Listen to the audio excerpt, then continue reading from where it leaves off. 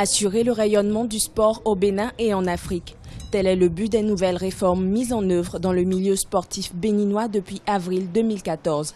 Ces dispositions s'articulent autour de deux axes. En premier, l'état des lieux des différentes fédérations sportives du Bénin en exposant leurs forces et faiblesses.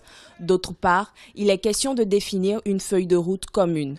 Composé d'environ une trentaine de fédérations, le Comité national olympique et sportif béninois veut, à travers ces réformes, insuffler un certain dynamisme au sport. Il faudrait qu'avec les fédérations, nous sachions où nous en sommes à la date d'aujourd'hui, que nous établissions fédération par fédération ce que nous, au Comité olympique, nous appelons l'assiette identitaire fédérale, c'est-à-dire la photographie au jour d'aujourd'hui des forces et faiblesses de chaque fédération. Sur la base de cette étude du paysage sportif béninois, il sera octroyé un financement aux fédérations les plus méritantes.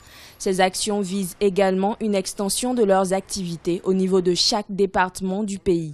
Nous avons été instruits sur cette réforme-là qui contient beaucoup de points qui apporteront beaucoup d'éléments importants pour quand même donner une nouvelle vie à nos différents sports que nous pratiquons dans notre pays.